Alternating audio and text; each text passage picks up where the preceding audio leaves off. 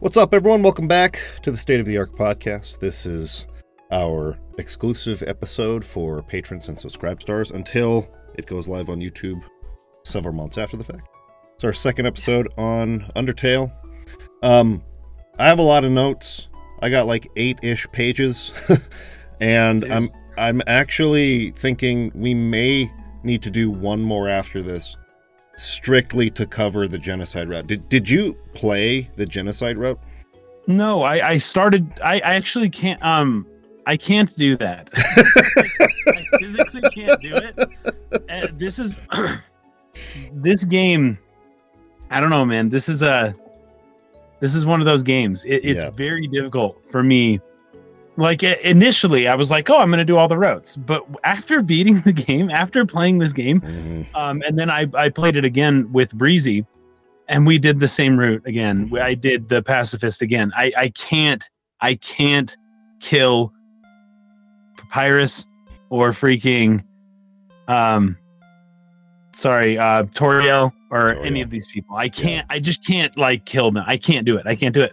And darn you, Toby Fox. Well, there's some really different things that happen. Things that I don't want to spoil.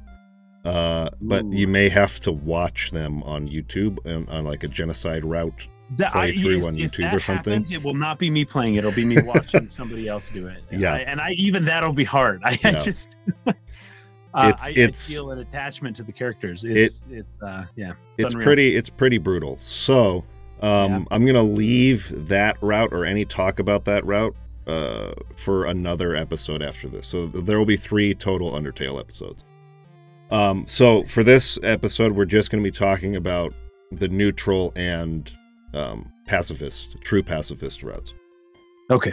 We left off last time after the date sequence with Papyrus, after finishing the Snowden sort of arc of the game. And we're approaching Undyne now, right? Yeah, so the Waterfall section of the game, which is the Undyne Arc. So you meet this kid. I think his actual name is Monster Kid. Yeah, great. The yellow colored monster kid with the yellow shirt. Yeah, and he thinks Undyne is just sick. He thinks Undyne is like the sweetest, the best. So He's cool. An Undyne super fan. He's going to be kind of coming around, popping up now and then for some pretty humorous moments. In the tense moments with Undyne, he seems to be the character who sort of like releases the tension, where there's a nice little joke with the kid. So he kind of comes up a lot. I took a note here. I don't know if you saw this in your playthrough. You get to this spot where you have to cross the water by putting little flowers down that sort of create a bridge. If you get 4 in a row, like if you connect 4 of them in a row, you can walk across. And at the bottom of the screen, there's a little, like a wooden board, like a sign. And you might be curious, well, what does that say? So you go put the flowers down so that you can walk across and interact with it.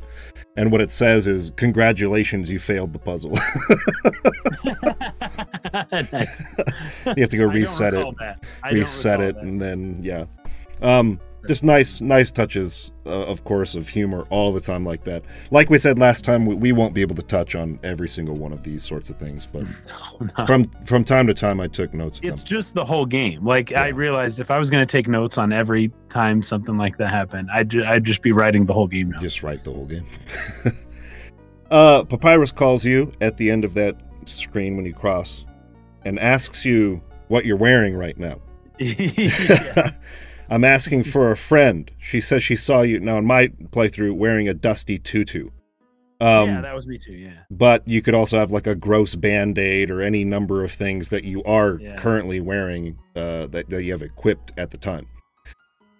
He says, "Is that true? Are you wearing a dusty tutu?"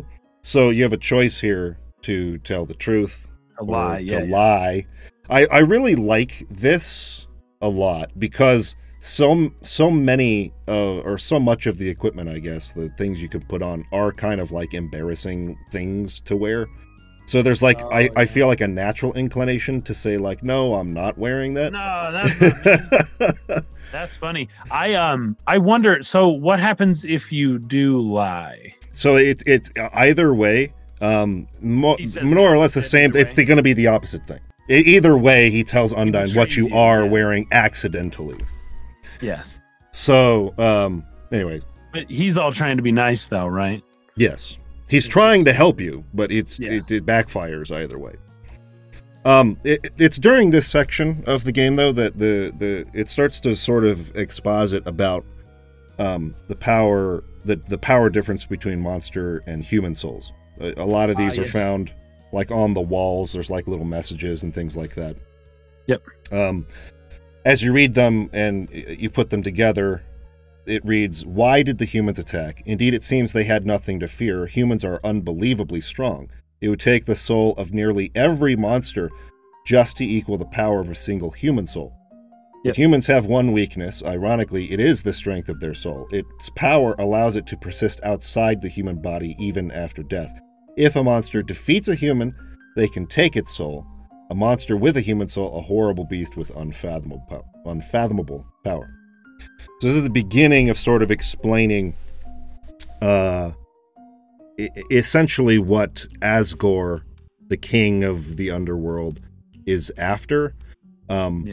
They need human souls to break the barrier to escape this underworld that has been their prison since the war back, in ancient times, so that they can escape and go back to the top world. And they have some interesting things here where, the monsters used to look at the stars. It was like a tradition of wishing on stars, and they can't do that anymore because they can't see stars. Mm-hmm. Now they have these little glittering lights in the caves, right? That sort of, it's like the wishing cave instead of like real stars. You can sort of feel that longing they have to go back to the world that they loved before.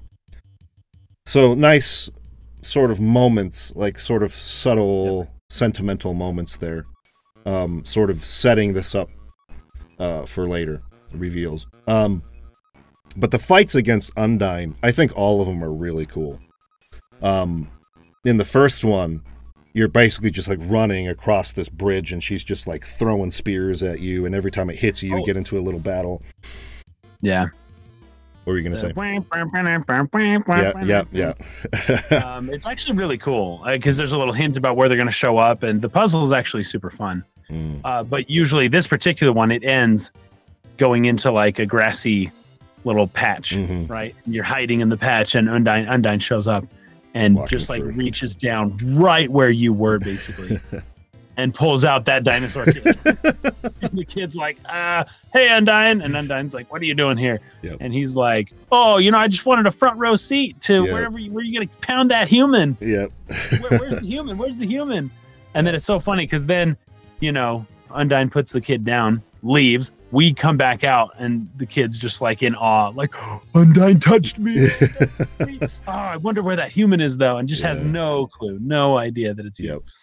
It's a funny moment. Undyne touched me. I'm never washing my face again. Yeah, my face. Because she grabs him by like the head, puts him back down. It's so funny. And so that kid actually helps us out. I think he helps us like climb up.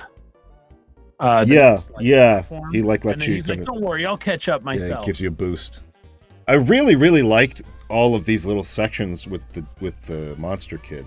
Because it's like he's helping you out, he's like stoked, you're like becoming friends, especially the part where you get the umbrella and you're walking through the rain and he like shares the umbrella with you, and you have that sort of like profile shot as they're walking across and they're silhouetted by the castle in the distance. It's just sort of like you're sharing this adventure with this kid, which will lead to the conflict with him at the end when he realizes who you are. It's just awesome. It's just like really, really well done. Onion Sun, the big like water monster that just has like this dopey face and it's just like keeps trying to talk to you as you're walking by. Do you remember that? Well, I'm typing it in. I might recognize. Yes, I've seen this face. Yeah, and was like huge and comes up from the water. I was like expecting a boss fight there, and like that's not really it. He's just like stoked to talk to you. And he's just like, have a good day, see ya. By the way. like makes like excited face that, and like, Yeah. oh man, so funny. Yeah. There's another Undyne chase where she cuts a bridge that you're standing on and you fall. And I found that this was a pretty obvious reference to Final Fantasy VII because you land in a flower patch. It's a black screen with white text, just like in FF7 when Cloud falls from the top plate down into the slums, into the church. Oh, you've fallen down, haven't you? It's not the same words, but are you okay? Here, get up. And then, you know, some dots. Yeah. It says your name, like, oh, that's a nice name. My name is... It's just like Aerith and Cloud, and you're like, wake up in the flower. It is. I actually didn't realize that, though. I didn't make that connection. Hey, everybody. I just wanted to add really quickly that I am aware of what this quick little scene is probably referring to in regards to Azrael and the first child who fell down into the underworld. So I didn't say that in the podcast here, but I am aware that it's probably pointing towards that. So, yeah. Because I was just thinking about the intro of the game where you fall into a flower patch and it's a similar kind of thing. Oh, right. That's funny. I didn't realize that. Yep. There's a much more obvious Final Fantasy reference a little later, which I'm sure you caught on to, but with Metaton and the opera, the opera scene. Oh, yes. Yeah. That's a fix kind of thing. Or, yeah, exactly. Yep. Okay, so as you press forward, you come across another dummy. You know, like the beginning of the game where Toriel had you practice. Yeah. Yep. And it gets pissed, and it basically, depending on what you did in that fight against the dummy, if you actually attacked it, I think he'll get mad, like, oh, you like beat up, this guy, you know, my friend or whatever. But if you do true pacifist, where you just used actions like Toriel had suggested, he'll say, you're really boring, and they got annoyed and flew away like any self-respecting specter. So either way, he's mad at you for what you did there. That's pretty funny. And so you end up fighting that guy, and at the end of the fight, there's this little ghost that comes in. He apologizes. Cries? Yeah, he apologizes. He's like, sorry, I interrupted you, didn't I? As soon as I came over, your friend immediately left. That is the funniest. That ghost is hilarious. And just like thinks that like, oh, what's the name though? What's the name? The name of the ghost? Yeah. I can't remember. It's a funny name, but yeah, the ghost just feels like he's in the way all the time. It's like a total Eeyore. Yes. It's so funny. Yeah, you guys look like you were having fun. As the guy was sitting there. Yeah, exactly. It's like, oh no. You can meet up with that ghost later on. Well, yeah, because he tells you, I'm going home, but feel free to come over if you want. No pressure. I understand if you're busy. It's fine. No worries. He probably won't come, but... And it's so funny when you go over there. Yeah, it's great because like he's got his spook wave music, and you can like choose different songs, and those songs will continue to play even when you leave his house. Well, and they're hilarious too. And yeah, it's just like, ooh, this song's so catchy, and it's just like this weird, like, oh, I love the lyric to this one, and it's just ooh, and that's like the whole song. It's so good. And you can have like a psychedelic experience with him. Did you get that one? Where you like lay down on the ground, yep, and you have to wait a long time. I think a lot of people would probably like get impatient and just like get up. But if you lay there for a really long time, the camera like pans up and there's like this whole psychedelic experience, and it comes back down and they feel like they've had like life altering sort of like perspective. It's really freaking funny. Anyway. You can also race snails close by to here. Did you do this? Yes, I did. The snails. I don't know how you actually win, though. Did you win? You can't, because if you press, the more you press, because it's like cheer on your snail, right? So the more you tap, it's like it gets burdened by the pressure, and it starts like crumbling under the pressure, and it can't. Take it. Don't cheer it on, it still loses anyways. Though. Yeah, it'll lose, but it'll try. But like the more you cheer it on, the more expectation, and it just like, no, I can't handle the expectation. I thought when it bursts into flames, I just thought that was so funny. It's like, what did I just do? Yep. Undyne's house is also close by here, but you don't come back to this till later, so we'll skip over that. Okay.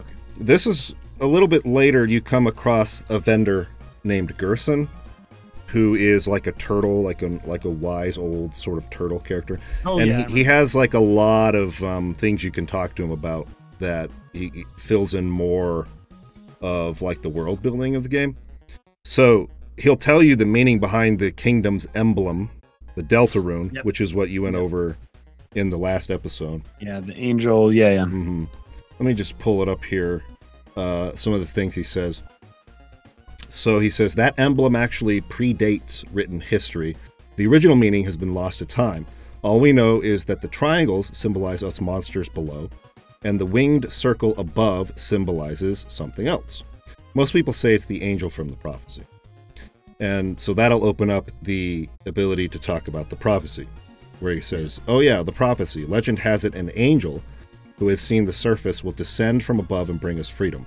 Lately, the people have been taking a bleaker outlook, calling that circle the angel of death. So this is really interesting because this can go either way with which route you choose.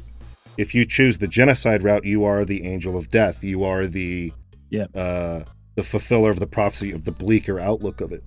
Whereas on true pacifist route, you're, the angel that comes to like save the monsters from their prison. A harbinger of destruction waiting to free us from this mortal realm. In my opinion, when I see that circle, I just think it looks neat. Yes. He has some more dialogue here about the prophecy. What's that? You want me to repeat myself? Heck no, your eyes still work. Go read a book or something. This is just an old, grumpy old man. Yep. And, that's, again, I think some of Toby's attempts to sort of subvert some of the JRPG tropes where you read through dialogue, maybe you go too fast. Like, wait, I want to hear what that guy has to say again. You talk to him again, but he's not just going to repeat himself, right? Whereas characters in RPGs repeat themselves. I know, and that's basically all they do. Right. He also talks about the king, Asgore, a little bit. This is not the first time Asgore has been referred to as like being really soft-hearted or kind of a weenie or something like that, right? He's a teddy bear. Yeah. So he says, King Fluffy Buns, he's a friendly, happy-go-lucky kind of guy. You keep walking around long enough, you'll probably meet him. He loves to walk around and talk to people. Eh? What do I call Dreamoor? Why do I call Dreamoor, which is his last name, Fluffy Buns? Oh, that's a great story. I don't remember it. If you come back, Yeah. But if you come much later, I'm sure I'll have remembered by then. I'm guessing if you actually go back later. Yeah, he'll have some more to talk about. I don't remember going back to do that now that I think about it. But I'm sure it'll be written here. Then you can ask about Undyne as well. Yeah, she's a local hero around here through grit and determination alone. Now, determination is a word that's been coming up quite a bit, especially at every save point.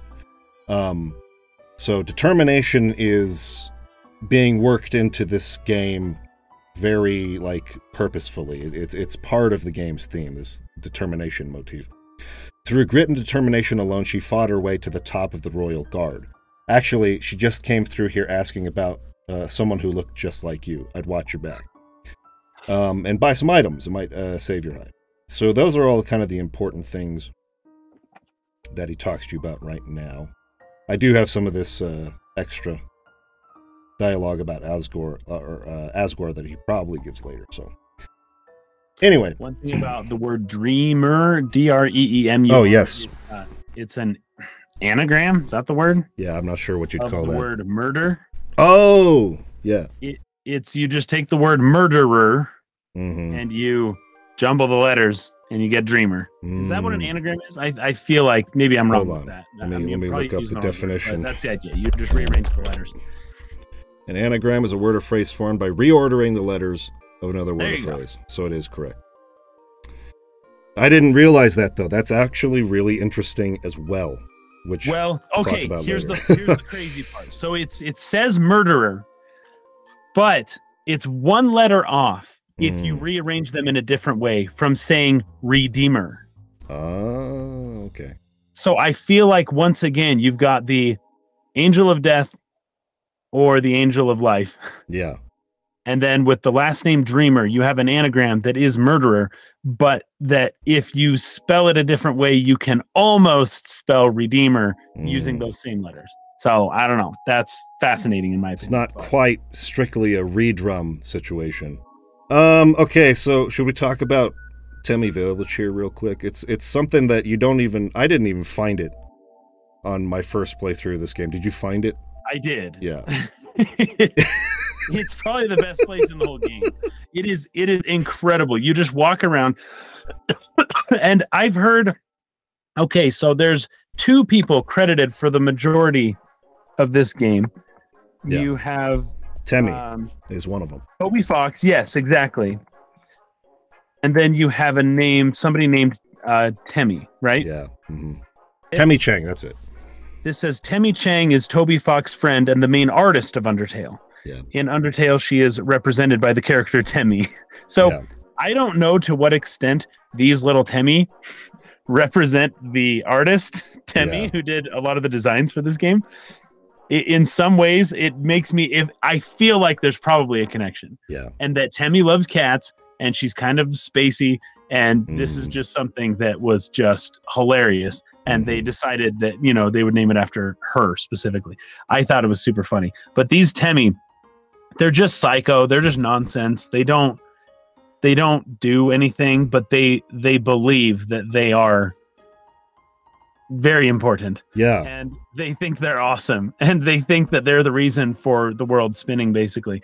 And my favorite part of the whole Temmie Village, you walk in there and you're talking to them and they're all just like saying just a bunch of nonsense, but it's really funny.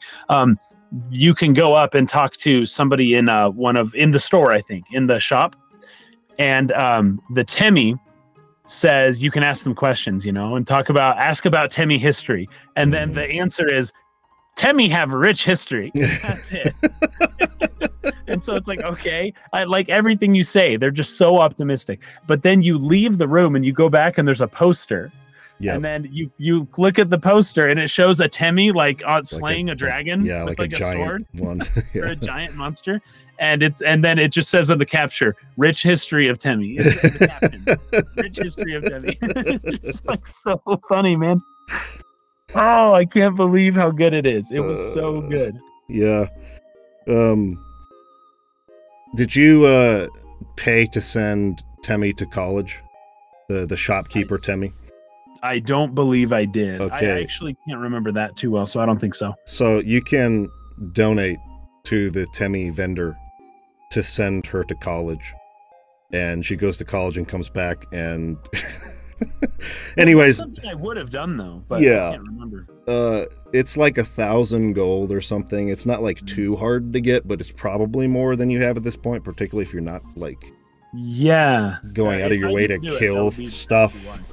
You're not going out of your way to kill stuff and grind. Right. So, anyways, when she comes back, it's basically, there's an Easter egg here where you can end up getting like a really, really strong piece of armor.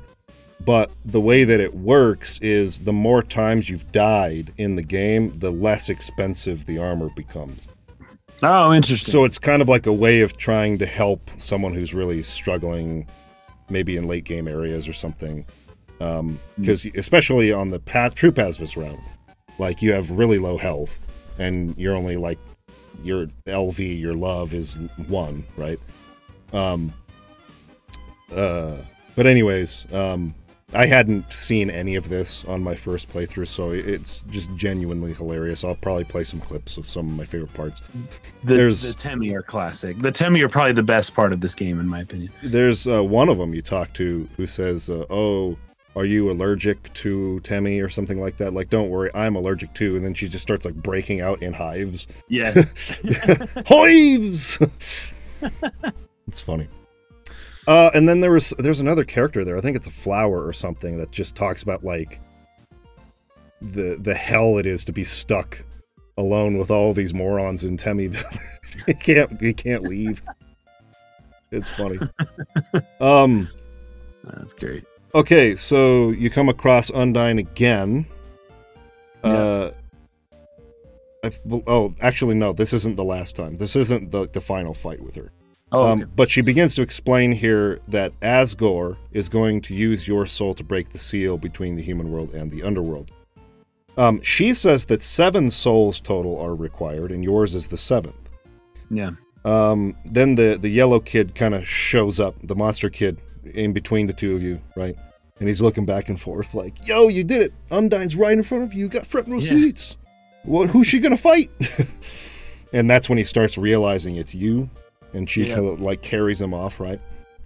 And then later, he ends up confronting you again. On a bridge, right? Yeah, now he knows that you're human. He asks you to say something mean to him so he can hate you. Yeah, that's so good. You know, though, that's classic too. That's like classic anime trope, or maybe I don't know, something kids would do, man. Like, totally. I need to hate you. You got to say something mean to me. Like okay, like a like in a Korean drama, right? Mm-hmm. Where the character, like, they can't be together. Yeah. And so the guy knows they can't be together, but the girl loves him too much, and so in order for her to be okay with them breaking up, he has to do something to make her hate him, and then he just lives with it, you know? I love it. It's so funny. It's so classic. Never works. Yeah. So if you refuse, he tries to say that he hates you, but he feels bad, and then he starts to like run home, and he slips and he starts to fall off the bridge. And Undyne is watching as you sort of like save him. You pick him up, bring him back. Now, do you have to save him? Okay, here is another quick addendum, because I didn't realize how many ways there are to actually approach this while I was talking to Kason originally.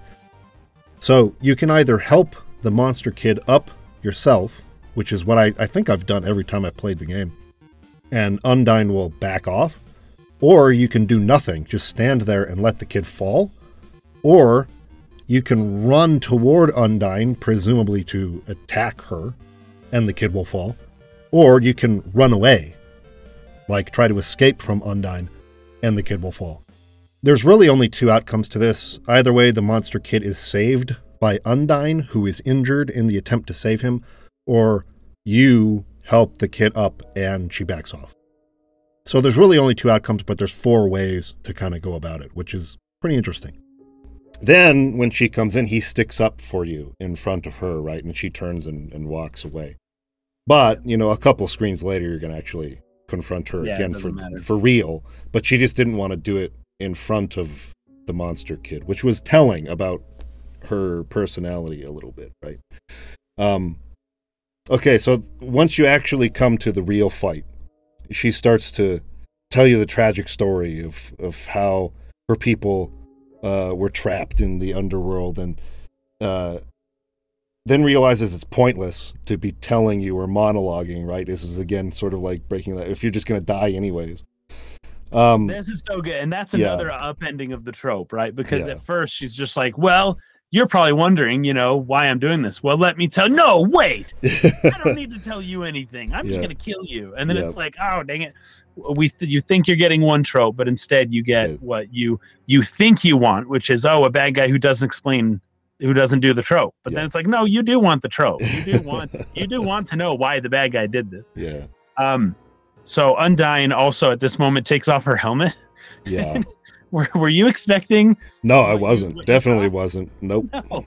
It's so funny because Undyne seems like this beastly, hardcore, just like soldier, you know. And as soon as the helmet comes off, it's just this goofy, like that face that the avatar kind of makes next to the text. Yeah. Where Undyne is like, its profile, it's from the side and the mouth is just open. Yep. As if she's like laughing or something. Yep. It is hilarious. Yeah. So Undyne is just a clown, just like everybody else. Yeah. Just wearing the sick armor. But as soon as she takes off the helmet, it's like, this is funny.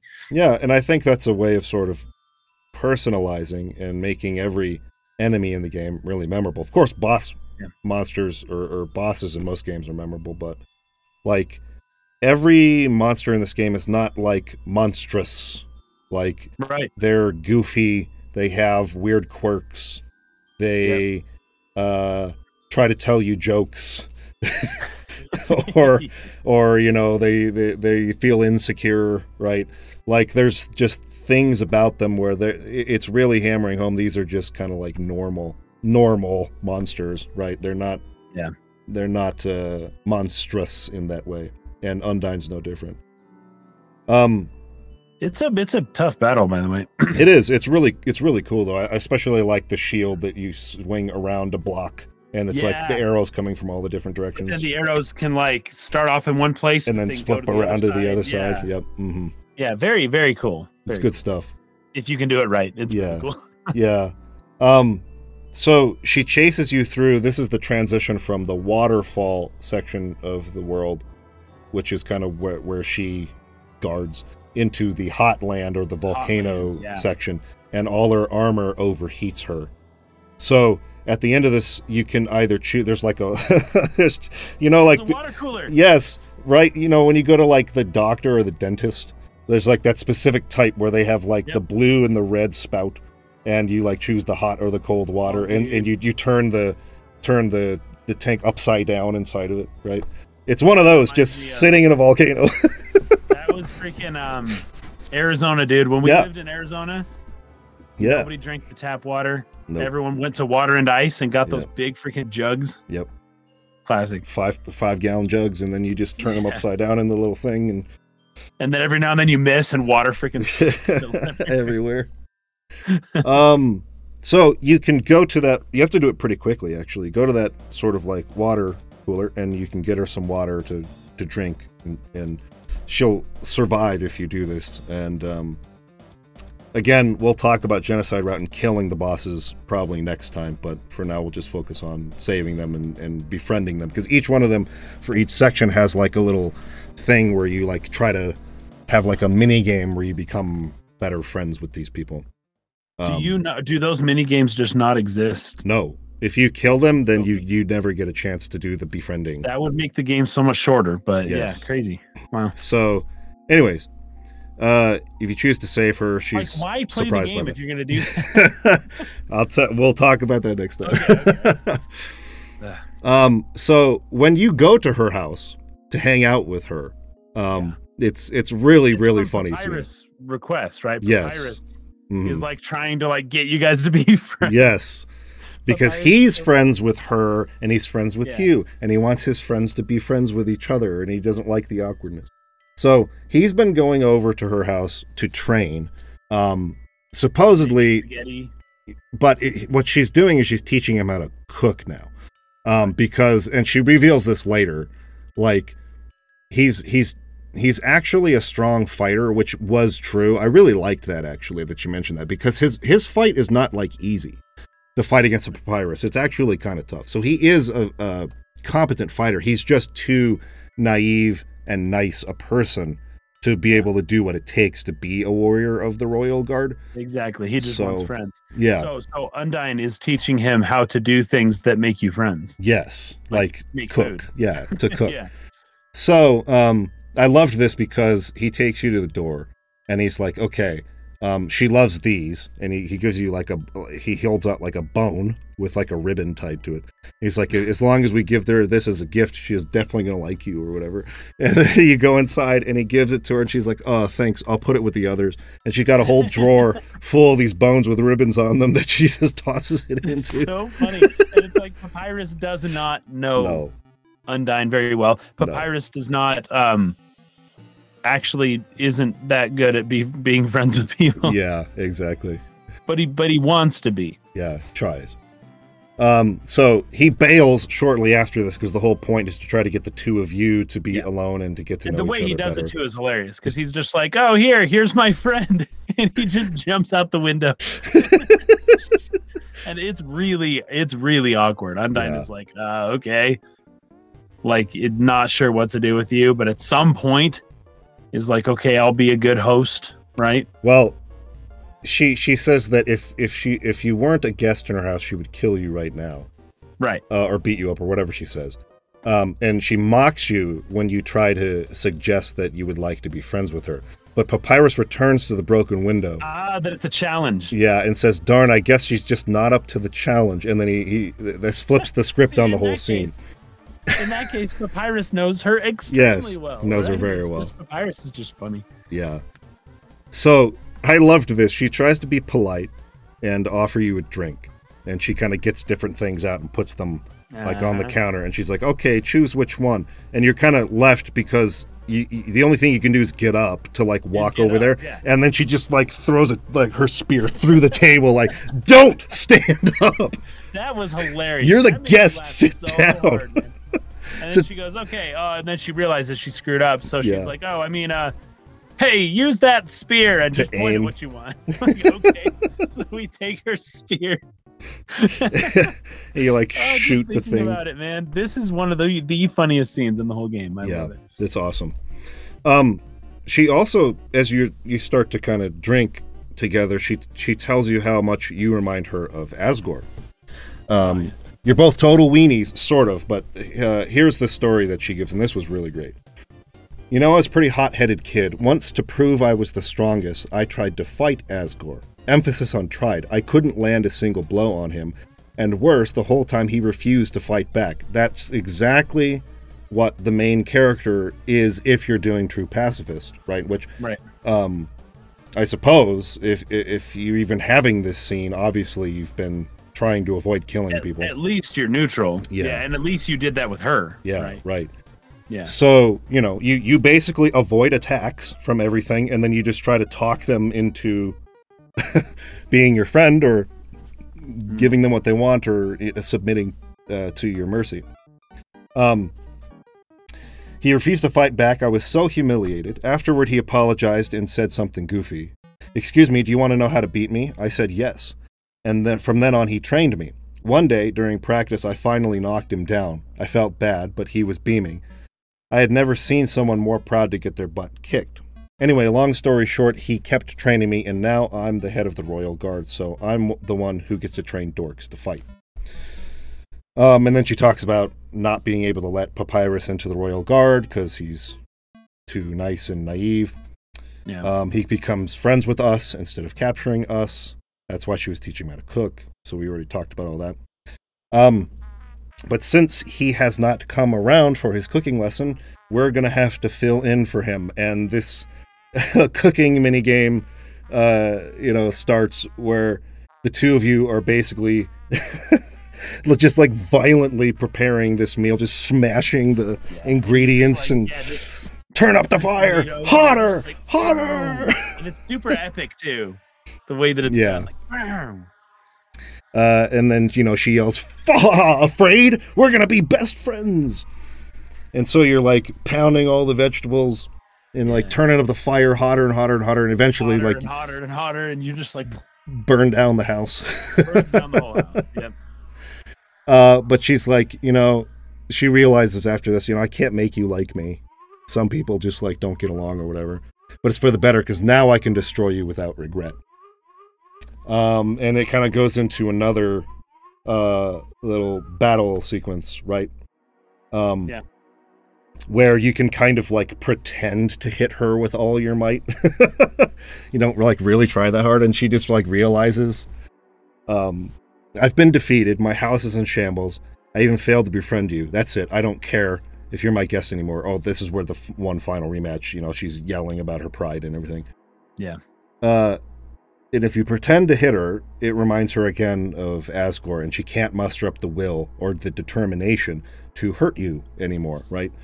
She gives you a letter after that to deliver to Dr. Alphys whenever you come across that character. Yep. In the Hotlands. So, I think that's most everything from the Undyne section. Was there anything that you had taken notes on that we haven't touched on there? No, we touched on basically everything here. Yeah, fantastic. Really, really love this section of the game. A lot of good stuff brought up. Really good. But I think the next section is like my true favorite, like part of the game. And Metaton, the whole Hotlands part. It is extremely good. I freaking love this part. Metaton as a boss is just like fantastic to me. It's constantly funny and surprising, and you just like don't have any idea what's gonna happen next, kind of thing. Exactly. Metatron is absolutely hysterical. Yeah. So yeah. So I can't remember exactly how this goes. We haven't talked yet about the ferry, right? You go down to the ferry person. Yeah, the Grim guy, Reaper yeah, the Grim Reaper, he can take you back to previous areas. Yeah, and every now and then, when instead of riding a boat, you're riding like a cat that like flies or something, and it's always this just really awkward thing. And the halfway through, the ferryman will typically comment on the water or something. Oh, the water is very dry today. Okay, and like just funny stuff like that. I absolutely love it. But that's how I always go back and forth in the Hotlands. And when you get to the Hotlands early on, there's like the two soldiers, like the knights that are kind of guarding the way up. Yeah. they're pretty funny, and just through talking to them and not fighting them, you slowly get them to talk to each other. And like the one dude, they both stop fighting you, and the one dude, this takes a while. This isn't the first time. I think it's maybe the second time you fight him. But the one dude is just like, "Hey man, I like you." And the other dude's, "Yeah, I like you too, bro." And it's like, but I think I really like you. The other soldier's like, "Oh, really?" And you're just privy to this whole conversation. And finally they're like, "Hey, let's go get some drinks. Who cares about this guy and whatever happens to him," right? Yeah. That's very funny. And you see these soldiers throughout the rest of the game too, and they're like together. They're like together now. That's what's so great about this game. Like, as silly as it is almost all the time, like you can't see things like that coming. Like it's just constantly surprising in how it resolves these battles if you're doing the pacifist route, and the funny ways in which like it sort of like resolves and these characters sort of like move on. You know what's so funny? The gameplay really what's the word? It accents, it exemplifies this, right? It's not incongruous. Like the gameplay, every new enemy you fight, there's some unique way of fighting them. This isn't a game where you just button mash. This isn't a game where you can get through without really paying attention much. Everything you fight, you have a different pattern. There's a different way that you beat the boss. And whenever you encounter something new, you have no idea what that fight is going to be like. And what the bullet hell thing is going to make you do. You have no clue. And you have no clue where the story is going. You have no clue what is going to happen in these fights. I think they just did a really good job. You have no clue who these characters are going to be, what they're going to be like. This game, halfway through it, there is no way to predict what's coming in any facet of the game. That's just masterfully done. So it's not like he just did it in one aspect of the game. It's kind of permeates the whole game, the whole experience. I mean, that's the sort of thing I think, people strive for when they're writing a story. They want to make something that's novel or something that feels new or something that hasn't been done before. But so often it's just like either really hard to do that or not even really necessary, because there are certain archetypes and certain stories that people like, and you just sort of change some of the details and more or less retell that story, and people are into it.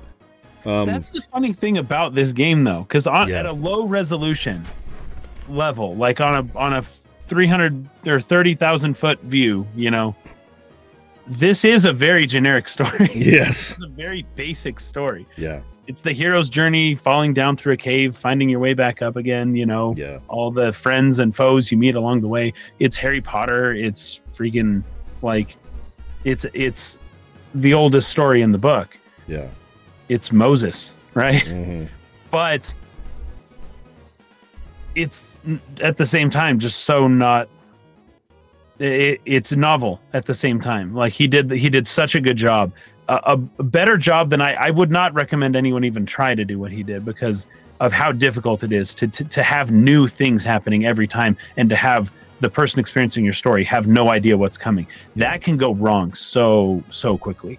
But I think at least in some way, Toby Fox did still stick to the general hero's journey in designing the game.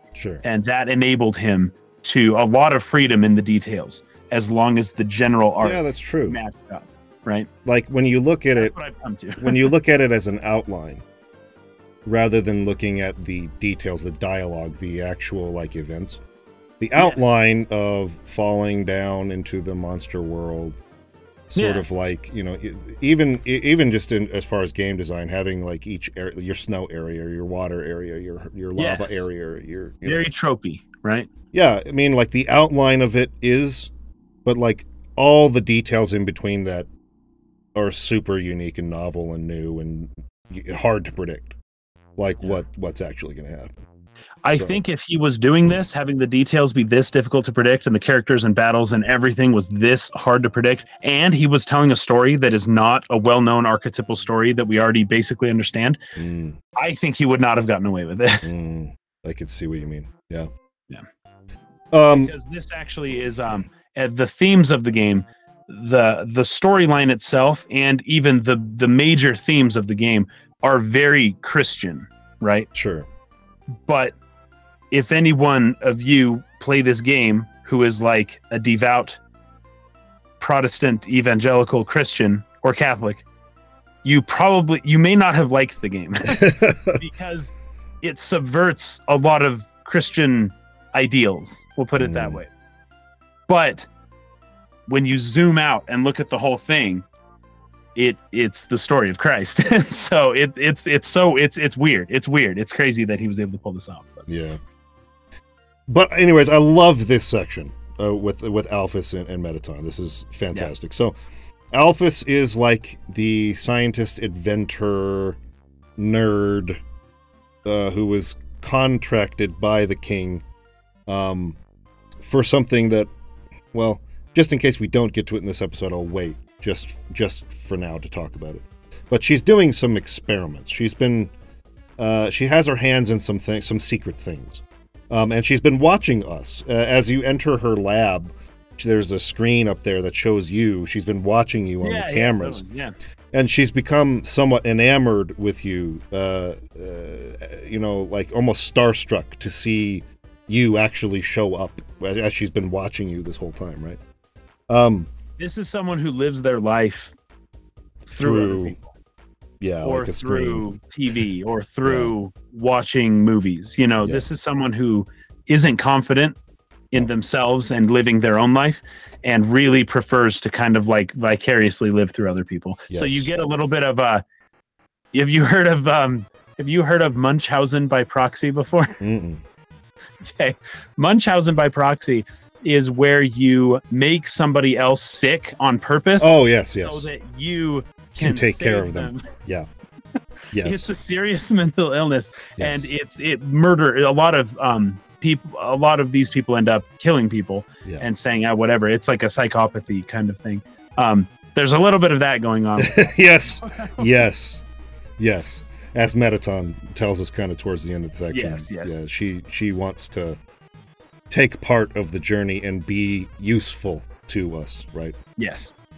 Oh, what I love, you go through Alphys, you go through the beginning there. You meet with Alphys. Alphys is super starstruck, really, really awkward, just sweating, hands, you know, clammy hands, all the things all the time. And then says like, oh, you know what? If you ever meet Mettaton, you know, like just avoid him. He's going to kill you. He's this experiment that I made, but I accidentally programmed him with a thirst for human blood. So as long as you don't meet him, everything will be fine. And then you hear the footsteps. Yeah. And Mettaton shows up. And do you fight Mettaton right then and there? Well, he does the quiz, the game show. Yes, that's it. Yeah. He busts through the wall like freaking the Kool-Aid man. Like the Kool-Aid man. What's funny is if you go back to that wall later on, you see that it's a thin wall and it's not very deep. Yeah. The hole. Right. Mettaton did not come from far away and then break through the wall. Mettaton was just right there the whole time. Right on the other side. Yeah. As if had been placed there. Yeah. And breaks out of the wall just at the right time, right? Right. But yeah, the game show is hilarious. I can't remember the first question that's asked. In fact, I can't remember like any of them. Here, let me pull it up. They're funny. Usually it's like there's an easy question or two, and then there's like an impossibly hard question. Did you like 2 seconds to did you see that Alphys gives you the answer? She signs you the answers to all of the questions with her hands. It's easy to miss. So, like, even on those impossible questions, she'll be giving you a sign, like letter C or letter A, to, like, tell you. I just got them wrong. Yeah. Or I guessed right. No freaking way. Yeah, so she'll give you the sign, which also plays into this idea that she's useful, trying to help you, like, make sure that you get past all of the traps and the problems, the conflicts. Yes. So she's sitting there signing all the answers to you for every question with her hands while Mettaton asks. And it's really easy to miss. I missed that. It's really easy to miss, but it's hilarious. That's cool. So even the ones that would be impossible, like he gets to a point where it's like, how many flies are in this jar? And there's just like, looks like hundreds, right? You couldn't possibly guess. She'll give you the answer so you can keep getting them right. And if you do that, Mettaton begins to realize, oh, Dr. Alphys has been helping you. We can't have this. Like, this isn't, you know, how this is going to go or whatever. And that's when he asks about who does Dr. Alphys have a crush on. And she's all like, oh, no. The answer is Undyne. Undyne. And then Mettaton's like, see, even this dude who just met you knows. You can't keep a secret for crap. Anyway, okay, so that's what happened. She gives you a new phone. When you leave, it's like a more advanced phone than the one that Toriel gave you, so you can like get on social media, and she like signs you up for it and like becomes friends with you, so that you can get all her updates on social media as you're like progressing. Like every 3 steps, she'll like have another like update, not realizing that you're seeing all of it. Yeah. Yeah, it's like her review of Mew Mew Kissy Cutie 2. Mew Mew Kissy Cutie 2 is neither kissy nor cutie. It's like so good. Let's see. So you go upstairs too, and you can see her anime collection. Yes. She's got like all these movies and all this. It's funny. I love it. Yep. All right, everybody. I'm actually going to stop the podcast here for this episode. We ended up going much longer than this. Much longer than we typically do for these exclusive podcast episodes. So I'm going to save the second half of this discussion for next month, which will hopefully allow me to get ahead a little bit again. I think I posted this on the last video that went public on the YouTube channel, that I'm going through a difficult time in my life right now. I'm kind of treading water a little bit, trying to keep up with everything, particularly with getting things prepared for the podcast and the YouTube channel. So I think I'm just going to stop there for now, which will allow me, hopefully, some space to get ahead here in the next month or two. So I appreciate your patience. I very much appreciate your support of the channel. Thank you so much for your generosity, for your donations, and for making it possible for us to continue.